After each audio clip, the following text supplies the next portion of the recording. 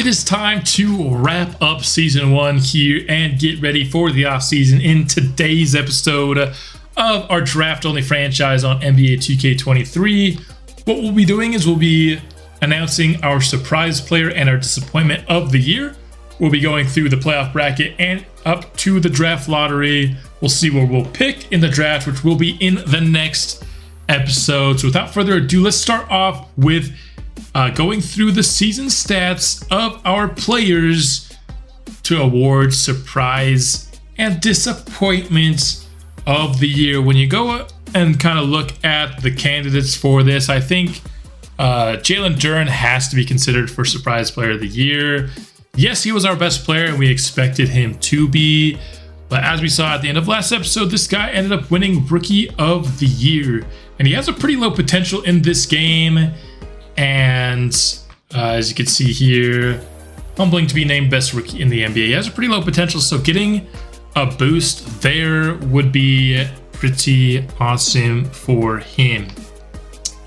Other players that I think should be considered, I think Cam Reddish had himself a career year this year, up 5.5 points over last year, and more than 4 points over his career high. Shot career best from 3, just all around his best shooting year. Also is a good defensive player.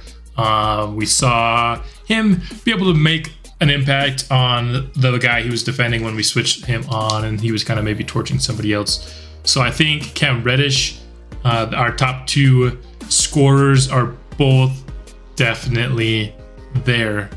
You want to talk about disappointing players of the year, I think this one's pretty hard, honestly, for me to assign. I think because if you look at just kind of Chuma Okeke's numbers, you would say, yeah, this is kind of disappointing. But in the games that we watched, he was actually really good. I thought he was one of the most consistently good. Like, he wasn't somebody who was taking bad shots. When he got open shots, he would make them.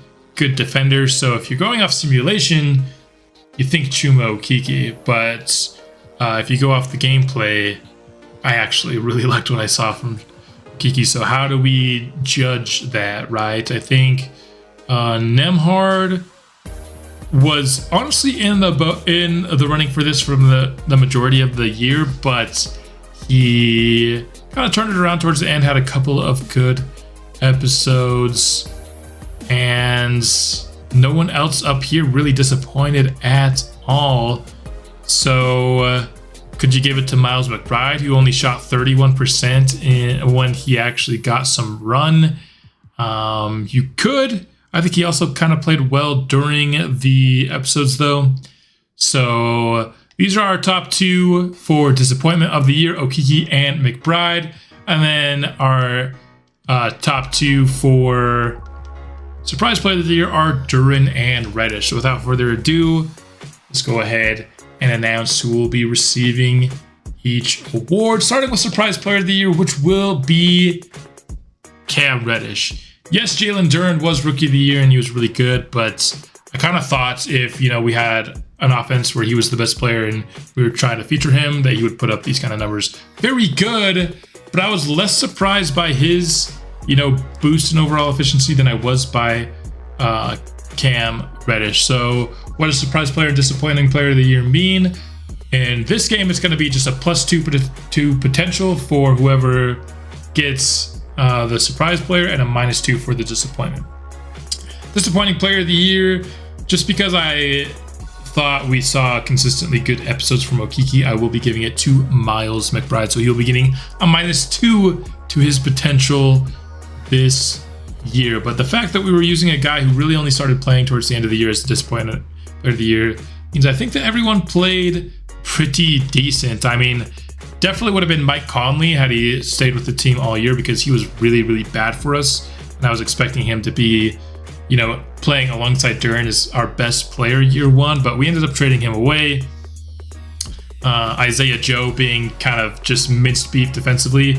Our biggest two disappointments of the year, we just traded away during the middle of the year. So I think there wasn't really a standout disappointment of the year. So it's going to go to Miles McBride. And that might be the case for many years. If somebody's just not working out for us, I'll probably just trade them. And so I don't know how often we'll see a really strong case for a disappointment of the year. But let's go ahead and edit these potentials. In this universe, Cam Reddish already reached his potential, but now he has this chance to get a little bit better in the offseason. Whereas McBride here, already not very happy with the situation here. It looks like as he's a -1 from morale, his potential goes down to 74. And now we're talking about a guy who may not ever even become a solid backup player. So that's it for this section. Let's go ahead and start to simulate through the NBA playoffs, starting here with the play-in games. It looks like we'll have Memphis and Dallas here in the West, and then we'll have Chicago and Minnesota make it here in the East.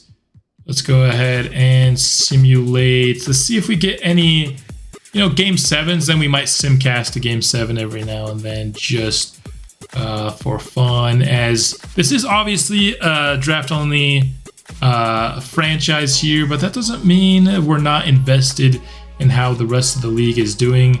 We got a few series here going to a game 6, but only one would eventually go to game 7. It's Dallas versus Golden State.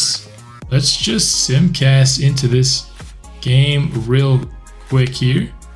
See who comes out victorious in this game 7. It looks like Golden State has the lead here, and they are definitely going away with this one. A 57-point third quarter gave Golden State the win, so we do see the 1 seed advance here. And so the biggest upset would be the 7 seed Chicago Bulls knocking off the 2 seed Philadelphia 76ers, which is definitely not something I would have foreseen in real life. And here it looks like we are not seeing very many close series here in the second round. We do get one close one though. All series were decided in 5 games, but these Chicago Bulls are not going away easily here in these playoffs. But Cleveland would jump out to a pretty sizable lead here, but Chicago hanging around, and we got a back and forth game here going into the 4th. Cleveland with a narrow lead. Can Chicago come back here? It doesn't look like they will, so Chicago's Cinderella run will end. We've got the 3 and the 4 seed here in the East. Boston versus Cleveland, and Golden State versus Los Angeles. And let's go ahead and get now through the conference finals here. Both looks like the Lakers have a commanding lead here. Both teams 3-1 now. Golden State proving to be a little bit tougher to eliminate after falling behind 0-3. Cleveland will be the Eastern Conference representative after nearly falling to the Bulls in the second round. Garland wins Eastern Conference MVP. LeBron out in the West. We got Lakers versus Cavs. The LeBron Bowl here in the finals. Let's go ahead and see who's gonna win the finals in our first year. Oh boy, Cleveland 1 game away from finishing this season off. Let's see if they can do it here in Los Angeles. It's a pretty close game so far here, but Cleveland starting to pull away here in the 3rd. And Lakers come storming back with a strong 4th here. Have themselves a 7-point lead, and they will force a game 7 in Cleveland. Can LeBron steal away the championship in the place he has played 2 stints of, and of course his hometown from where he grew up? Lakers off to a big time lead in the first quarter, but Cleveland comes back here.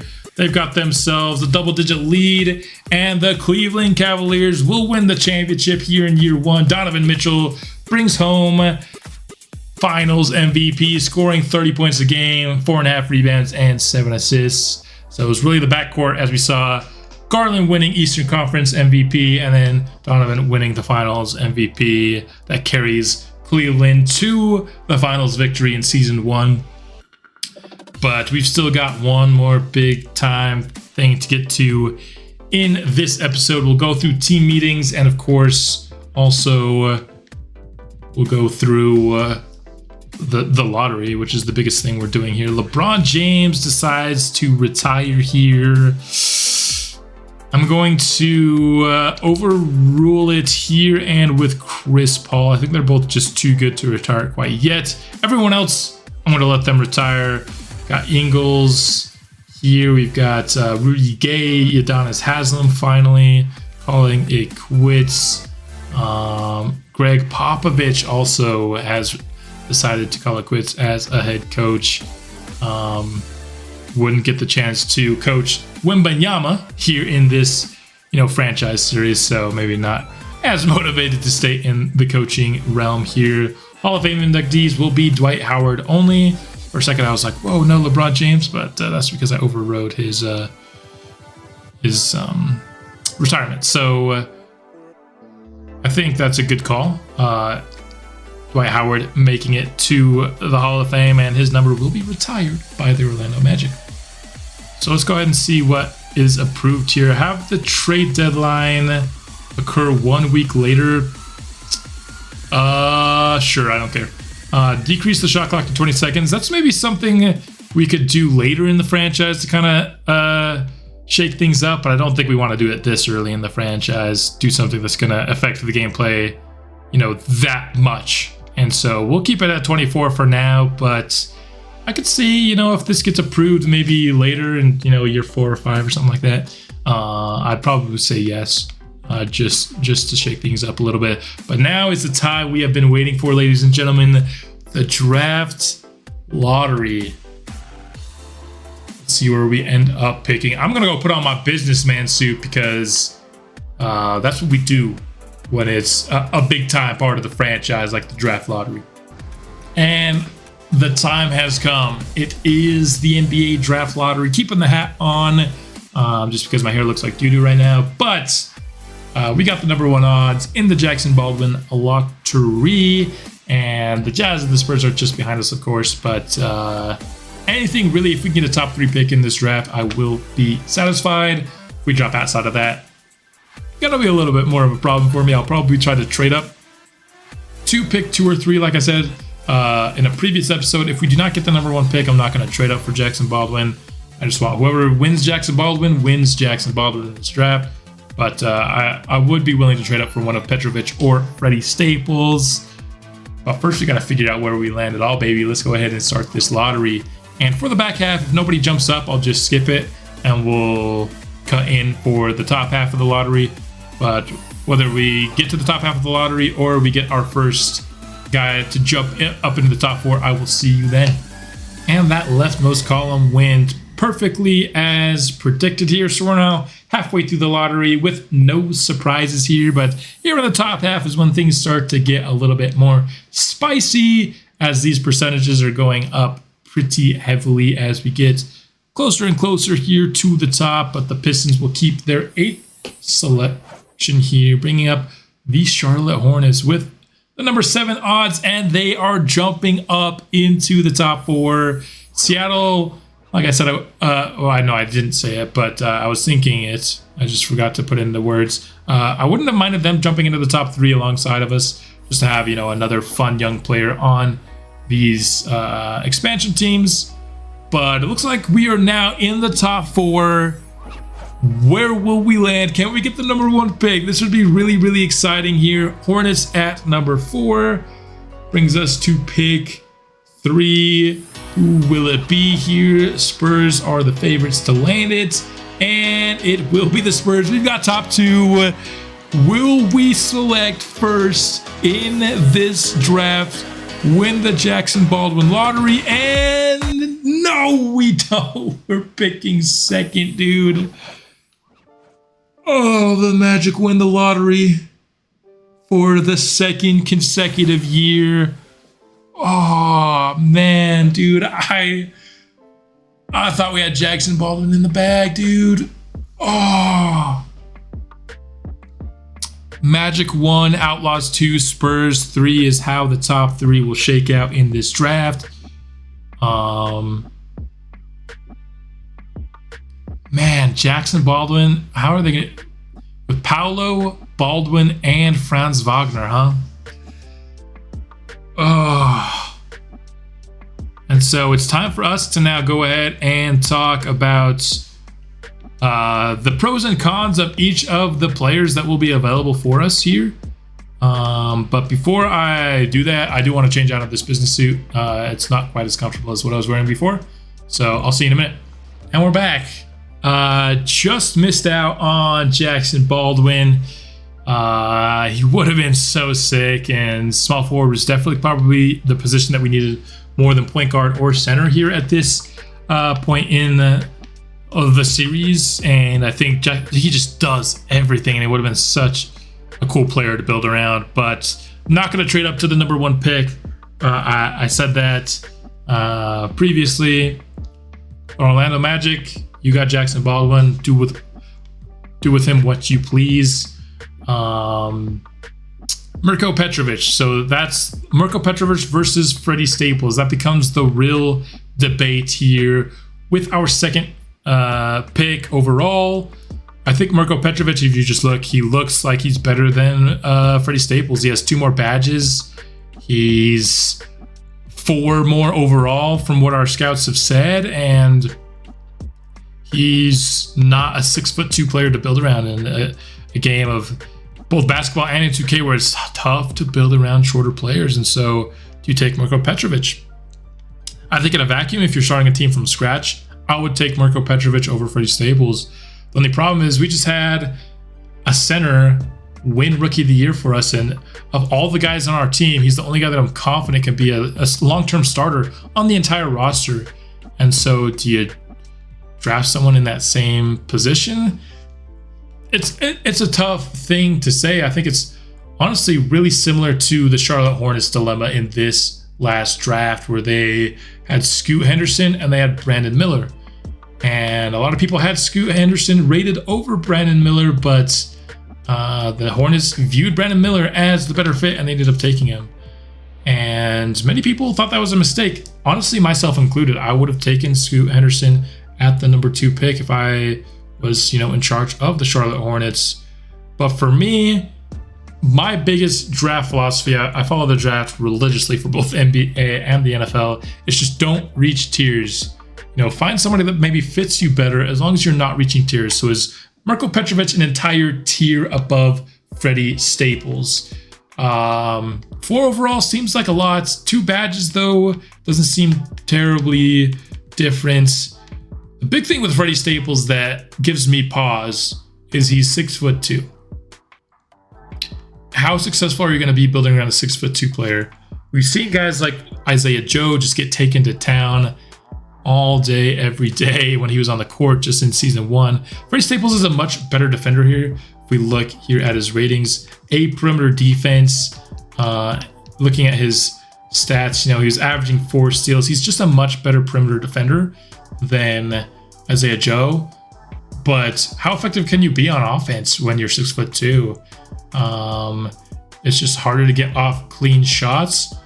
I think I would be more hesitant had we not seen this player play in what was episode 4, I think, something like that, when we had Jackson Baldwin versus Freddie Staples at college. We saw this guy play at UCLA last year, and not only was he just scoring really well, he was scoring inside. He even got, Euro steps around Jackson Baldwin. Yes, he did get stuffed by Jackson Baldwin as well, but for a guy who's averaged, 4.6 blocks per game and wasn't even playing center, you expect that a little bit. And so I honestly think it's a very tough debate between Petrovic and Staples at the number 2 pick. And this is all assuming Jackson Baldwin goes 1. I did 5 simulations before I started this franchise, and with this draft class specifically, I just wanted to see where these three went, because Jackson Baldwin is the best player here, and I wanted to make sure he was being drafted. He was drafted at 1 in all 5, so I'm just assuming he's going number 1. The fit with Orlando could be a little bit interesting. I think maybe you probably play Franz at the 2, Baldwin at the 3, and Powell at the 4. That's an insane 2 through 4. So I would still take him if I was Orlando, but maybe they do take Marko Petrovic, but I doubt it. But if Baldwin is there at 2, he's getting taken. I just don't think he is. So I think the more worthy debate is Petrovic versus Freddie Staples, and so that's the debate we're going to be having. In terms of what else we have for this draft, we have picks 25 and 33 as well. I could see us packaging these two up, but I think once we get through draft combine and pre-draft workouts, I'll preview more of the draft, but maybe just a couple other guys on our draft board, which I have now filled out to keep in mind.